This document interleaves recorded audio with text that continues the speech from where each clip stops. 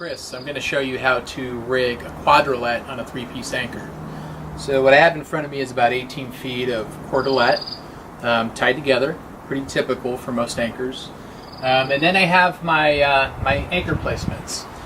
Typically when you set up this type of anchor, you want to have, on one side, you want to have your smaller or your weaker placements. And then on the third side, you want to have something that's a stronger placement. So, first thing I'm going to do is I'm going to go ahead and clip my smaller placements. And then I'm going to double up the cord.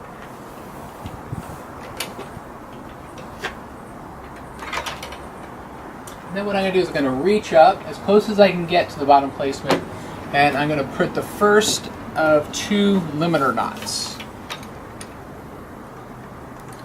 if I can get that through. There we go. Okay. Next I want to grab the other end, put that into my third placement. I'm going to go ahead and pull down on the cord and figure out where my direction of force is. So, you know, it could be over here, it can be over there. I've sort of determined my second is right below me here, so that's where the force will come from. So I'm going to go ahead and mark that. Take these two cords out of the third placement, and then tie my second limiter knot.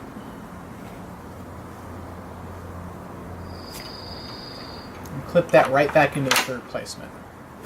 So, you have your quadralette with three pieces. If I need to make an adjustment, these limiter knots are quite high. I can certainly adjust it by go ahead and feeding the rope out and just walking that limiter knot a little bit closer to my center of force here. And I'm going to go ahead and do that on this one too.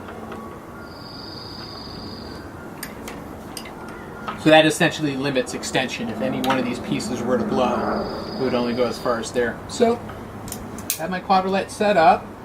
This will be my tie-in point where I tether myself. This will be where I belay my follower on a belay. And so it's all set up like so.